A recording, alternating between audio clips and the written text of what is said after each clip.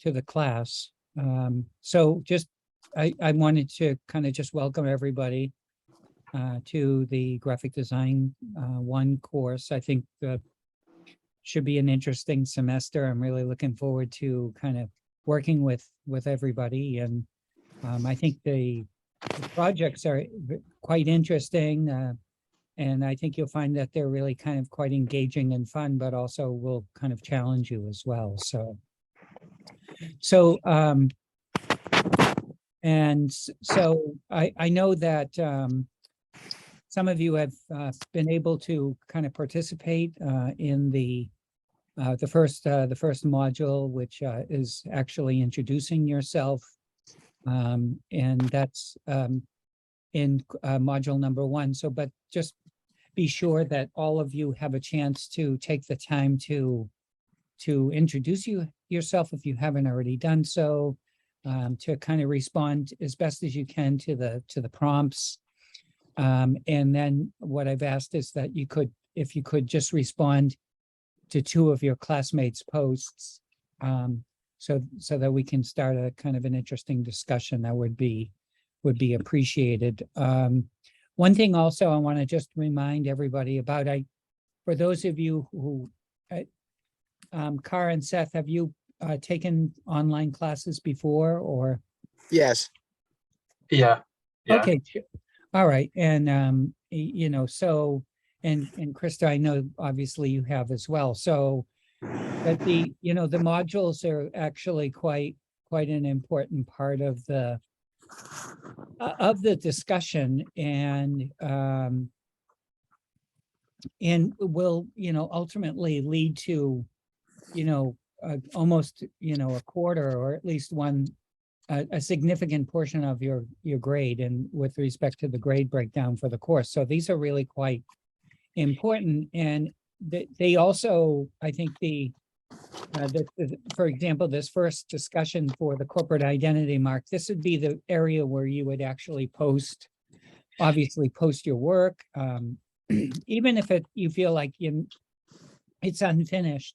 Sometimes it's helpful just to kind of get some initial feedback on the work, and from both myself and also from your classmates, to help to kind of contextualize things, and then your execution and direction of your work. So I really want to kind of hope that, my expectation at least, is that all of you are engaged in the discussions, and I do believe that, I feel quite strongly that they're really beneficial to you. They can kind of think of them also as a kind of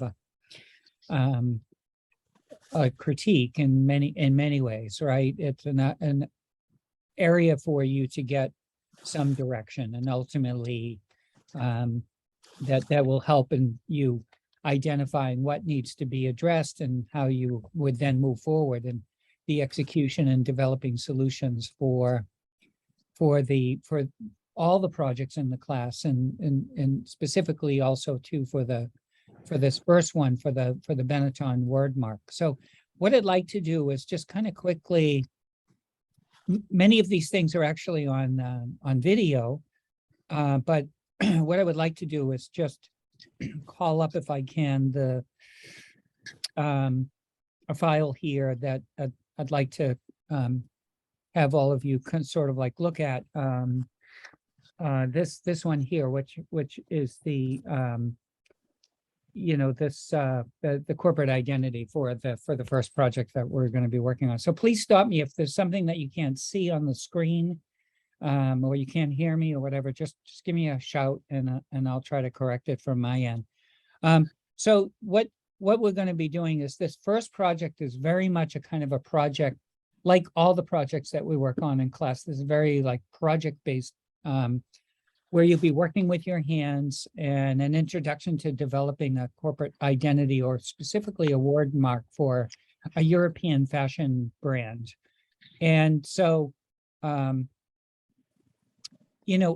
so what I discuss in the video that I have posted is just kind of talking a little bit about typefaces, the typefaces specifically that we'll be working with in class, and I'll show you some examples in a moment.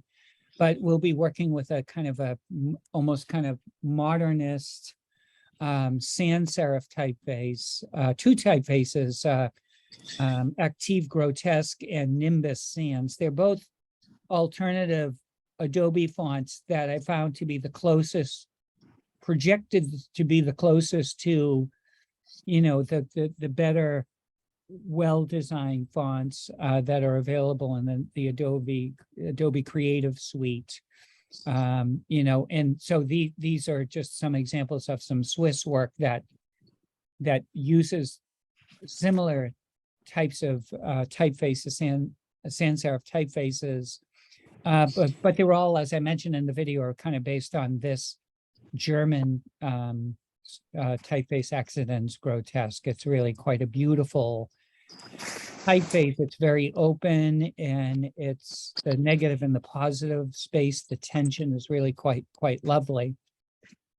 And some of the high priests of Swiss graphic design have used this particular typeface in their work. Joseph Müller-Brockmann, Armin Hoffman, of course, whose work that you see here on the left, and Joseph Müller-Brockmann. This is quite a famous film poster from 1960 by Joseph Müller-Brockmann. And then on the alternative side, we'll be working with the Castellan typeface. It's more of a traditional typeface, pre-modern typeface that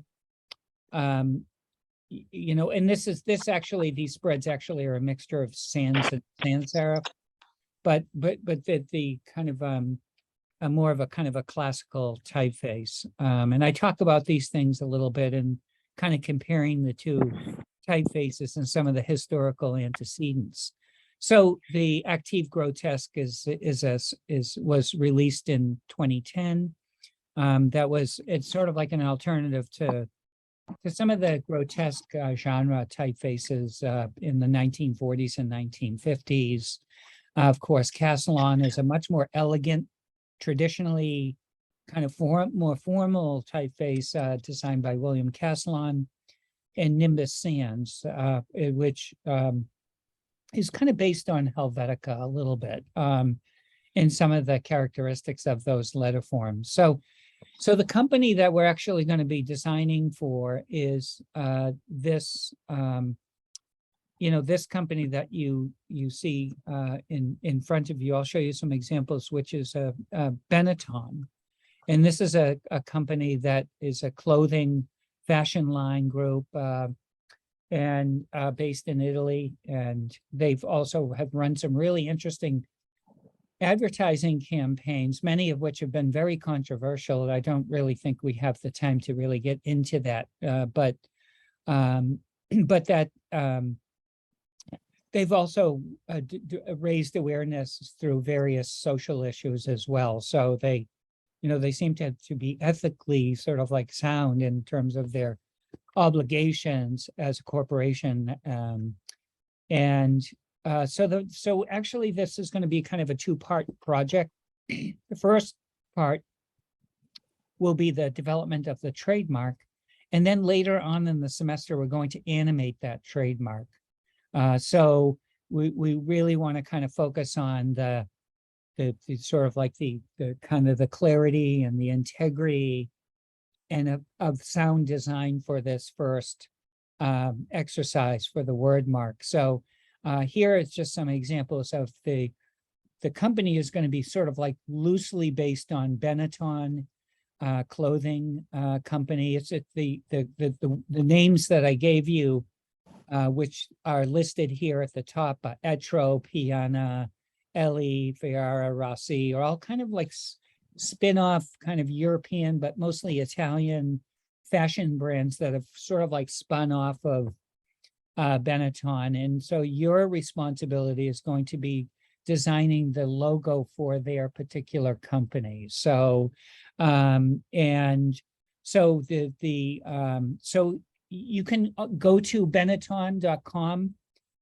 These are just some old screenshots from last year that I took showing the clothing brand and some of their apparel and so forth in the store. And so what I'm actually looking for is for you to kind of work with the existing 3 templates. I will actually show those in a moment. And I'd like for you to focus on developing through sketching, using a black felt tip marker tracing paper over your templates, your master templates, begin to start to develop some iterations for the word mark. So these are just a few examples that I've posted here. Mobile Corporation, Good Dog, Calendly, KPIT, Katera. And these are just some of these are now specifically some student examples, some solutions, some final solutions for the brand that they chose to use here. So we have Etro, Ellie. I think this one's really beautiful. Just really wonderful way in which the negative space has been cut out of the letter forms, but there's a kind of a constant and variable that's working within the overall kind of look of the characteristics of the forms, the formal qualities of this letter. So it's really quite beautiful. And another Etro and so forth. So, and then later we'll as I had mentioned, we'll set this mark in motion. So this is just one example of what that might essentially look like. So, you know, that can obviously be, you know, set to music and so forth. We'll focus on that a little bit, you know, later on. I wanted to also just kind of open these other files just to sort of like show you here the 3 templates that we'll be working with. I'm just going to move this down to the bottom here. So we have the Active Grotesque, which is we can call it the master template, the Nimbus Sans. These 3 typefaces can be easily downloaded from the Creative Cloud and also the Adobe Caslon. So initially, what I'd like for you to do is just explore the 3. You know, if you feel like you really love the qualities of the Caslon, then work with that. If you really like the Nimbus Sans or the characteristics of it's really a choice that you make in terms of there's no requirement that you work exclusively with one. I would suggest maybe not mixing them, but just working exclusively with each of the typefaces, you know, and then you can begin to start to kind of develop your iterations from these three master templates. So let me just show you that for a moment. I'm just going to take a sip of coffee. I got a question real quick. Yes. So it says in the modules and like you just mentioned, to choose one of the 3 typefaces.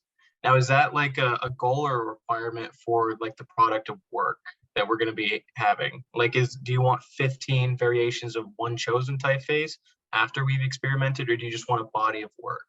Just a body of work. So you could do 5 Nimbus Sans iterations, 5 Caslon iterations, 5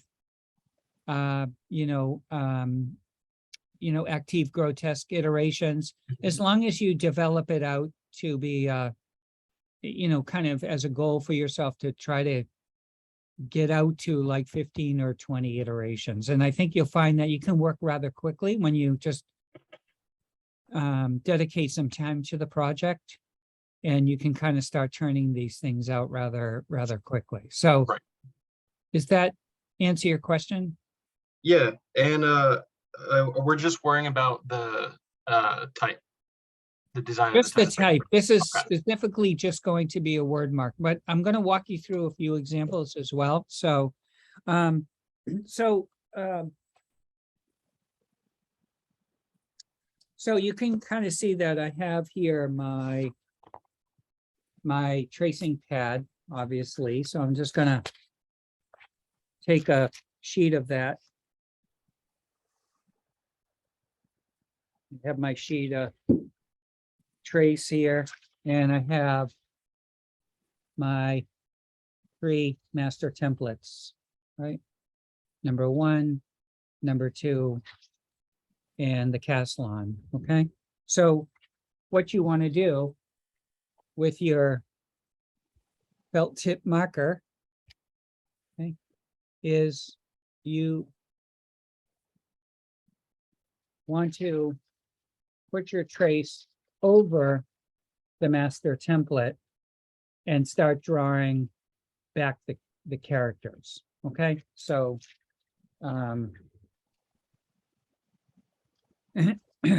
just give me a second, please. I'm going to do this really quick. I would like for you to really kind of take the time to try to perfect the shape of the letters when you're drawing them, back. Mine are going to look a little rough because I'm trying to do this but be also sensitive to time. So try to be as accurate as you can in drawing these things back. Yeah, mine is it's actually quite rough, right? But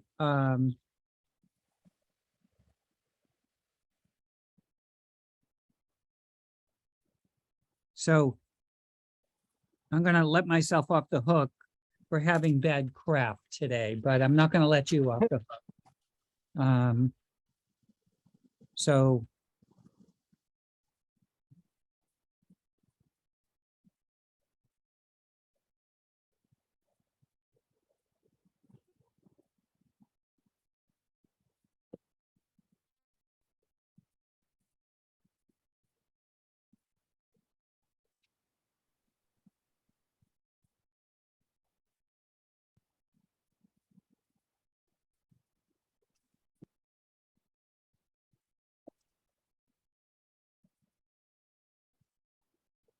So eventually what will happen is we will transition the hand sketches to Adobe Illustrator. Okay, Yes. so I have those master files. So I'd like for you to work out some of the conceptual ideas on paper first. So you can see here I have with the sheet, with the master sheet behind it, I've just drawn back the first logo just as it is reflected on the sheet. And then for the second iteration is I played around, a bit with spacing, right? Just to sort of like push that a bit. And so the thing to remember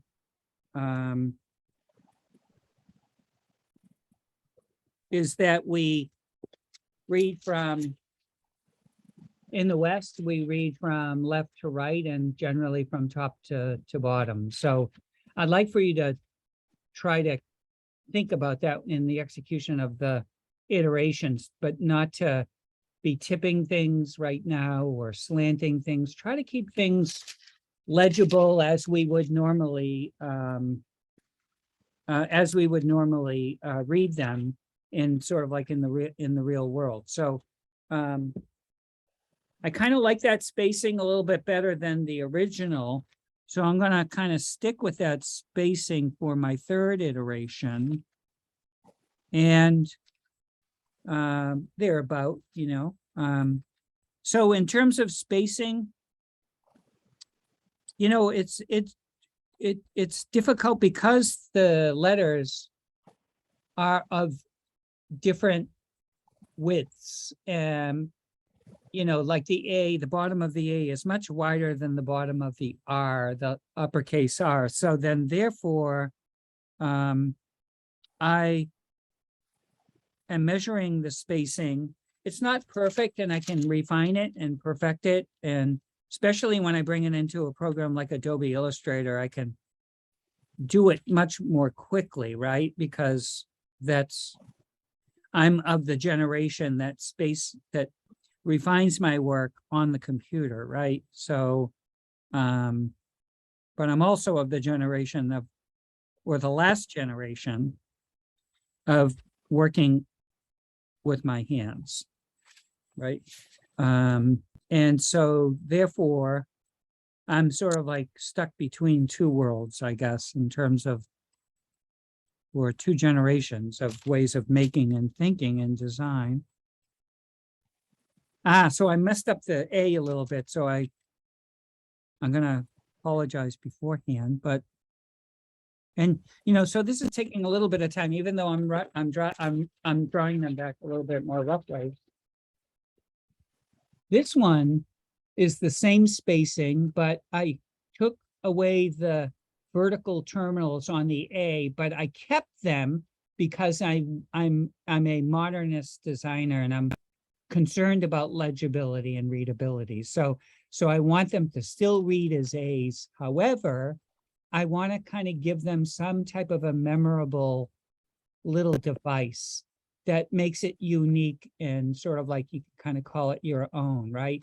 And so I've just sort of like just added these little vertical terminals or have taken away some of it to kind of create this solution. So I kind of like where this is sort of like going, and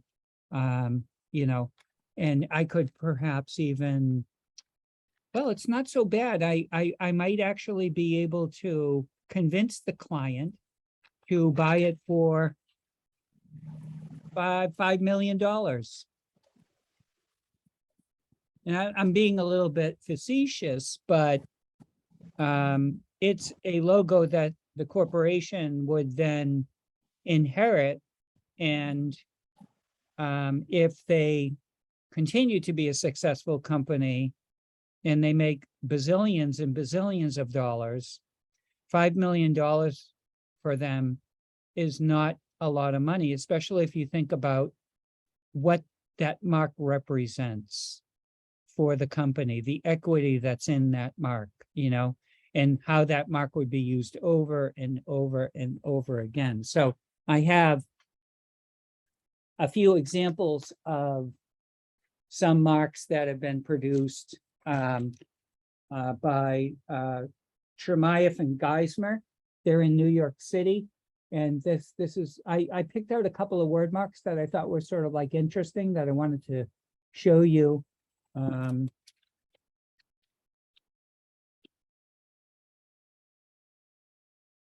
This one, Best, which is really nice. I think it's really difficult to do this because the letters are getting larger, but they are fairly consistent in terms of the widths all the way through. I actually think the best stores, the stores actually look like this too.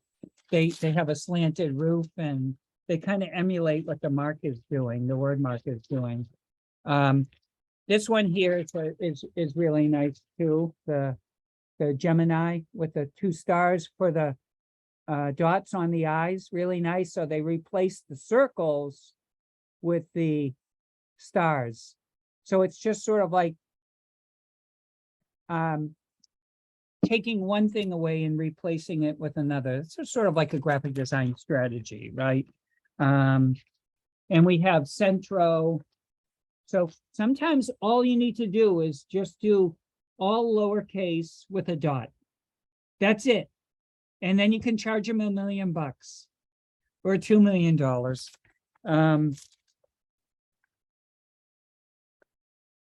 This one, Practo, lowercase, with the 2 circles that sort of like acting like parentheses, if you will, around that word. But what I like about this mark in particular, can anybody see the little memorable device in this? Other than the 2 dots, can you recognize anything peculiar or unique about this mark?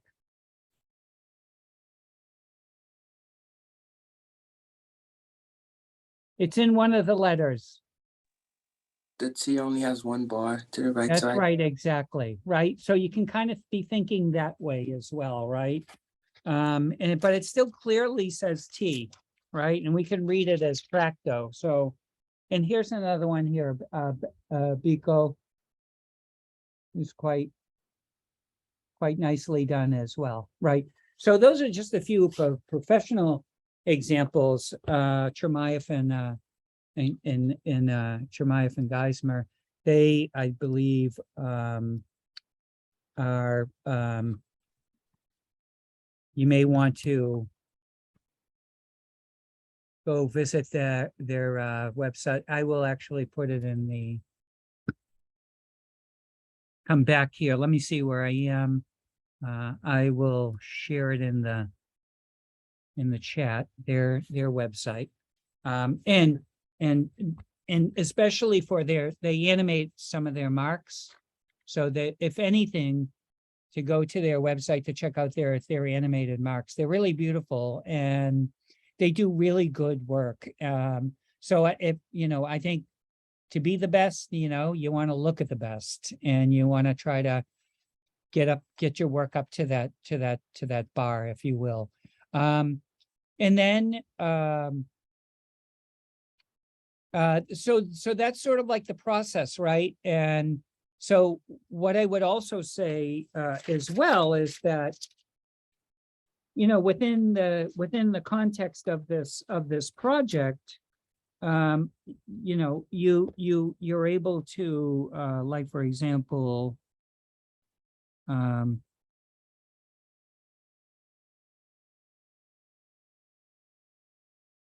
for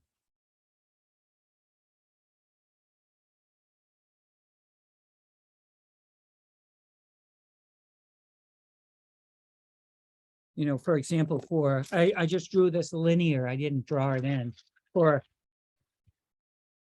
Piana, Piana, right there, the lowercase, initial cap in the lowercase letters. If you feel like, if you want to introduce the lowercase p with this, that's fine.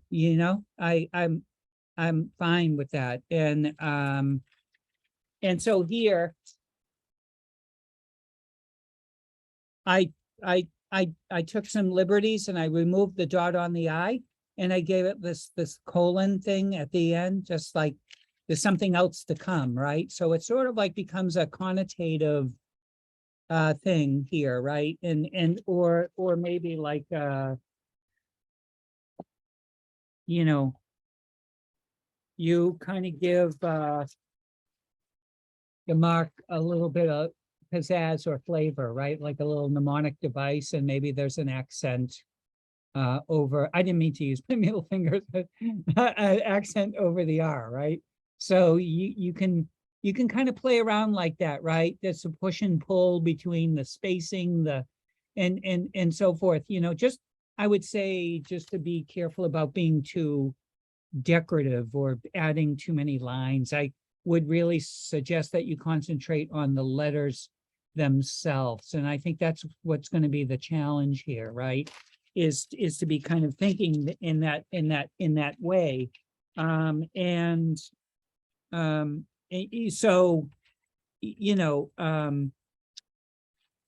for example, also too, like, and so also just be a little bit cautious about what you introduce into the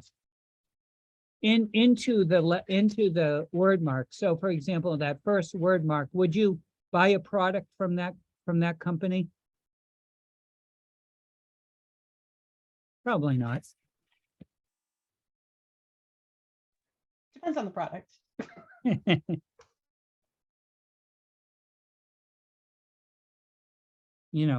But I might perhaps, buy a product from the third mark, right? So those symbols can carry a connotative meaning, and so some of those can be very positive connotations, i.e. the swastika carries the stains of the Third Reich. And so while that symbol used to have positive connotations in India, during an ancient times, what the Nazis got their hands on it and used it as the sort of like badge, the identification for their ideology, right? So, you have to be careful about how you're using certain symbols and certain marks. So I'd say just err on the side of caution a little bit with respect to that. And then I just kind of share my screen here for a moment. Actually, one of your classmates had emailed me some ideas. These are not the ideas, but these are just my response to his questions. What I would suggest also too is, get your stuff up there and in the discussion forum as soon as you possibly can, Here is, again, Piana, right? And then here's Piana again with some subtle spacing. And here is Piana again with even more spacing. And here is Piana with the same spacing, but the dot on the I has been taken away. Here is Piana again with the dot remains on the I, but we've added these colons at the end. And then you can kind of start to see that this one here, I removed that little, I removed that part of the letter P. And so I probably would not necessarily do it that way. I would be a little bit more careful, and I'm just using a white rectangle, and I'm literally just covering it up as a layer. So therefore, I probably would have that white space meet and match the space of the spacing between the dot on the I in this, right? So you want to try to think about those types of conventions, if you will. So for example, if I just take this, I'm going to copy it to a new page. I just want a standard size page. It doesn't matter, but and then I'm going to just show you something here in Illustrator. I wanted to just kind of address this a little bit. So just show you by making a copy. You see these letter forms have been separated. The problem is when you're in your master template, everything is grouped. So what you're going to need to do is do object ungroup. And then to select each of the words, again, you're going to have to do object ungroup so that you can select those specific letter forms.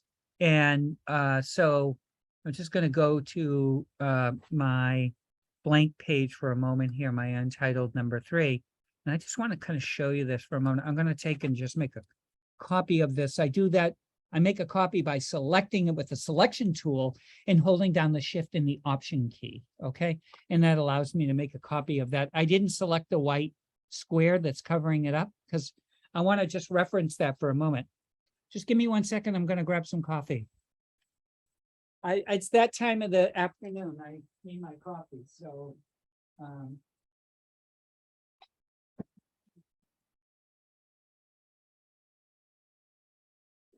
thank you. So we have our original mark that has been obviously letter. That's obviously been letter spaced. I mean, it would probably have originally looked. I'm just kind of doing a marquee and selecting those 3 letters, moving them in with my arrow key, just pushing them in like that. Okay, so there's my original mark, and then I spaced it out, and then what I did is I covered it up to see what that looks like, and I kind of like that, but also what if I took shift select those, make a copy in Illustrator. And then I take that white rectangle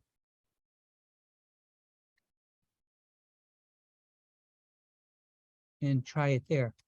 Oh, that looks pretty nice too, right? So has a nice sort of like flow to it. And so, maybe, maybe not, but it still looks quite interesting. So what would eventually happen is when so once you've determined the look and the feel, right? Let's just say like, we really love this mark, the spacing is beautiful.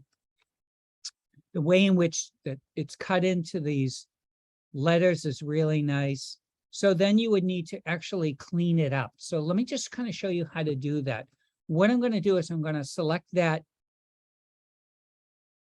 and I'm going to just add it color because I'd like to reference it. And then I'm going to zoom in even further. You want to get really up close and tight to your graphics. And then what I'm going to do is you'll notice that the all typography is filled with no strokes. This is very important to remember that.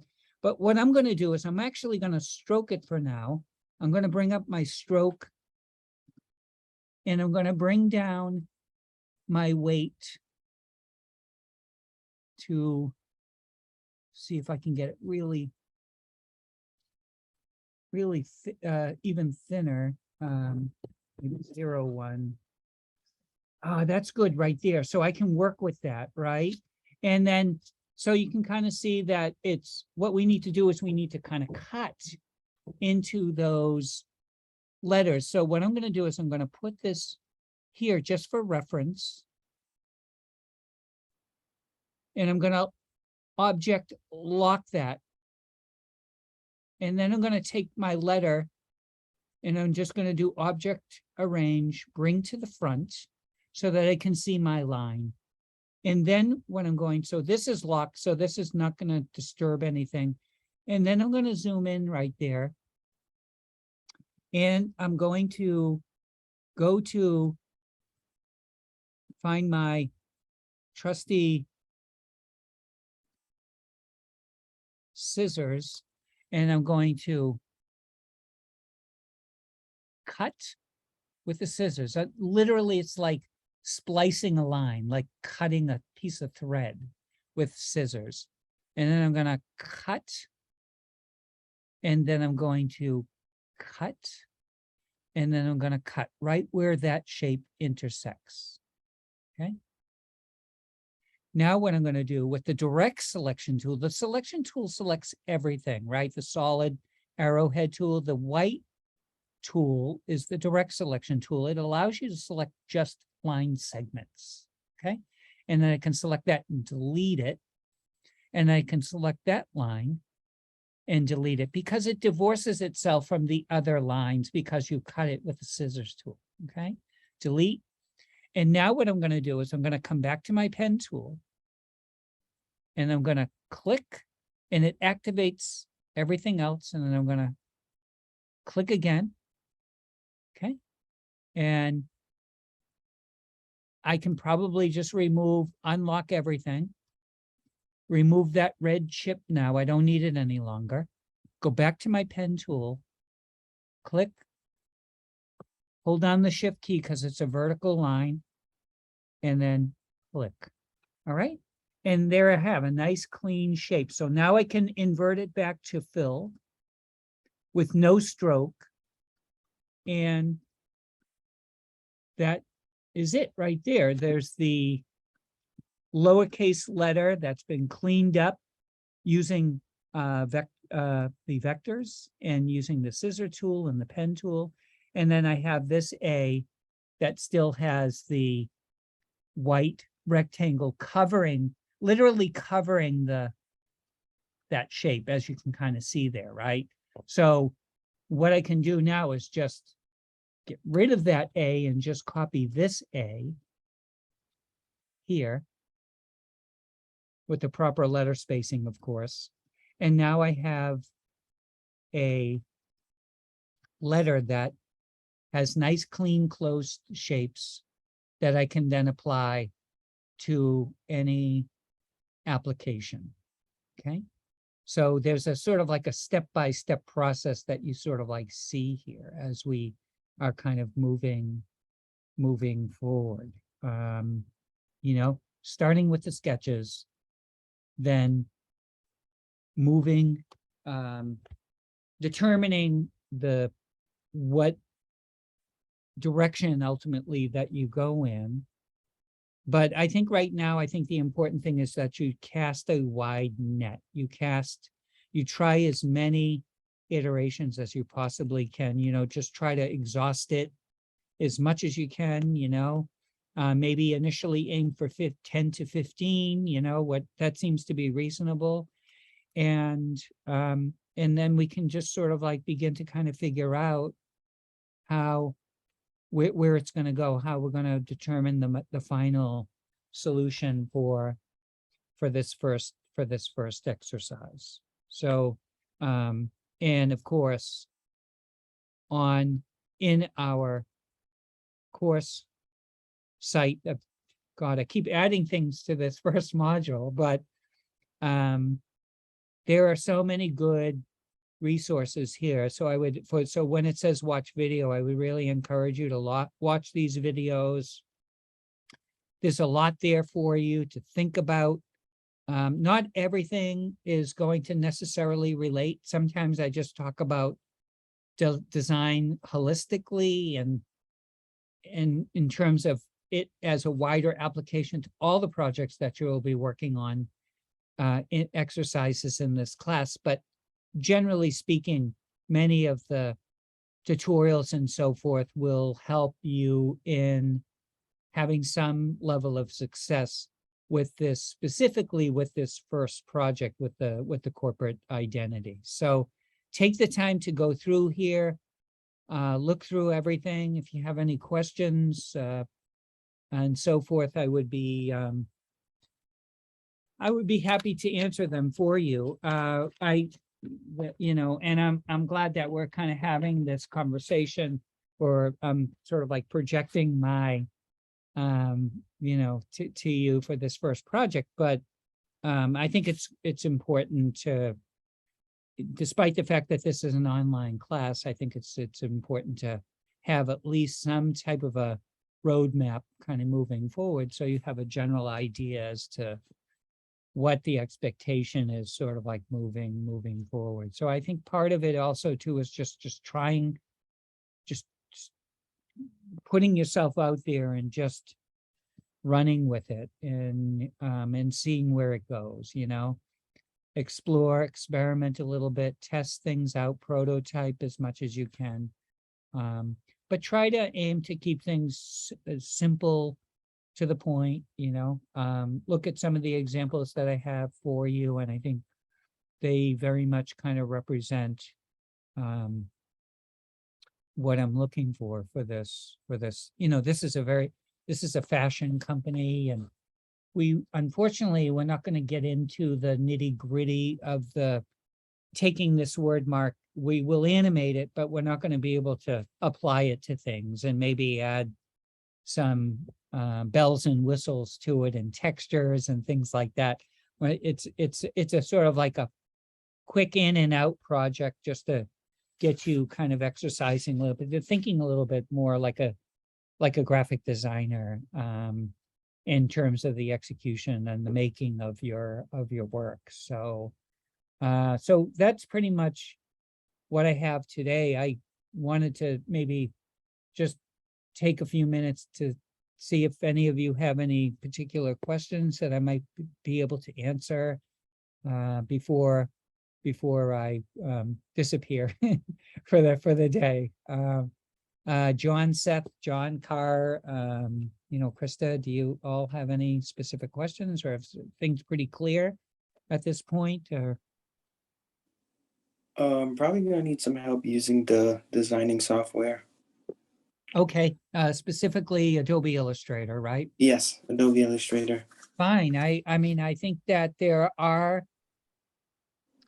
certainly some of the tutorials are within module number 1. specifically Illustrator, Adobe Illustrator. If we need to set, if you really feel lost and confused, then I would suggest we can do a kind of a quick little one-on-one and maybe walk through a few things together. But I would encourage you to go back and maybe review this video that I'm recording. Hopefully it's recording. I think I did hit record. Yes, so- it's recording. Oh, good. So, you know, sometimes the bit for me, like you can refer to, you know, maybe, I don't know if the community college has licenses so that you can go on lynda.com or get access to any of the Adobe Creative Suite tutorials, but that might be helpful specifically for Adobe Illustrator. I always find that if there's something that I need to figure out, like for example, you know, if I just if I feel stuck sometimes, I'll go to Google and I'll do like, you know, pen tool working with, you know, Bezier curves or whatever, you know. And you know, here you go, like, and if I click on videos, then there are tutorials, there are resources out there for you, right? So I can certainly help you with that. You know, my time is also a little bit limited as well, right? Because I'm on a kind of a heavy teaching schedule this semester. So, and you know, but I'm not saying that I won't be available, but I certainly can be available for you, you know, if you need to kind of walk through some of the specifics of the software. So, you know, I think we can kind of figure it out together. What other questions do you have? I just want to point out, Adobe also has its own YouTube channel. And like, you know, they have a whole bunch of tutorials on there. And like, sometimes you won't find something like how to use the pen tool, but you'll find something that's like how to create a torn paper effect. And they'll go through how to use some of the Yes. tools that they use to do that. Sure. But also I had a question about next week Yeah. about the, not that I expect you to go into it or anything, but are you going to like go and like show us a bit about how to do the animation? Because I've never done that before. Yeah, I will not abandon you. Okay, so yeah, no, there will be I will provide tutorial video tutorials for you. And it's really easy to do. In fact, if you'd like, I walked through it today with my motion graphics class. So if you'd like, I can post the video to our class and it walks through animating a GIF, frame by frame. And so we'll be doing the same. We'll be doing sort of like a similar thing. So I can put that up there. Or at least I'll put it in the module when we get to the animation.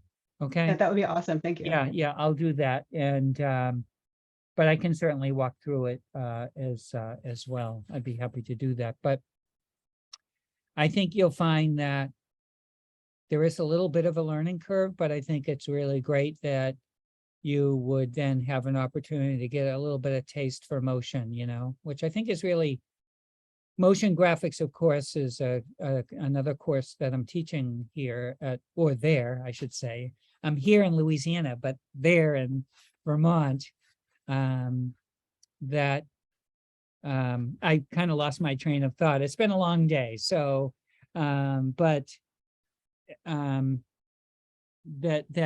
basically, you know, I've been thinking about this a lot because I'm teaching a in-person motion graphics class and an online motion graphics class. So, you know, there's a lot, I'm really close to it. So you'll find though that it's there is a bit of a learning curve, but it's not that difficult. I think you can negotiate it. So, but I do think that one thing that you might want to consider doing as you're thinking about the execution of the word mark is maybe perhaps looking at, you know, what actually what constitutes developing a frame by frame animation. So,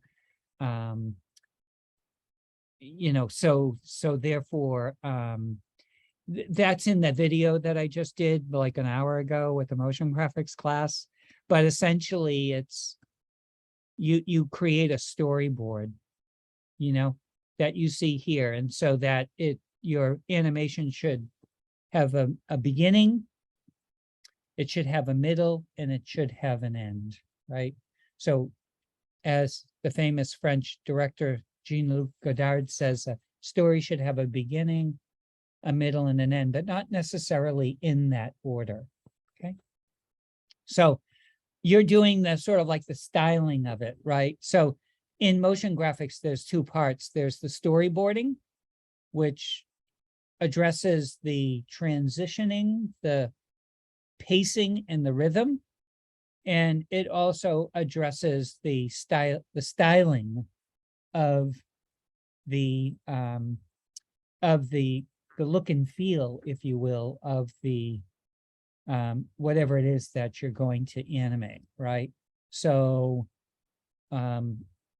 so what we're concerned with right now with respect to the word mark is the visual styling of it, right? Well, yes and no. I mean, I think that when I think about the visual styling, I think about like a certain look and feel that's characteristic of a sort of like illustration style or a design style. Our work is very boiled down to a simple word mark, right? So it's really kind of getting down to the very like rudimentary aspects of design, you know, through a very modernist, or maybe you could say postmodernist lens, you know. So yeah, that's my response to that, Krista. So, you know, but I can, thank you. I will post that after I post this initial video to the class. I'll post it as an announcement. So we're getting kind of close to about an hour now in this kind of mini lecture. Before we all leave each other, are there other questions?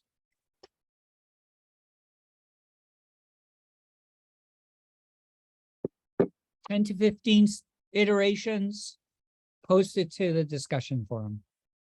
Okay, done, just like that. So I'll see everybody soon, all right? And thanks for attending. And I will post this to the site, to the Moodle site, momentarily. Thank you very much, everybody. Thank you. Bye. Thank you. Bye. Bye.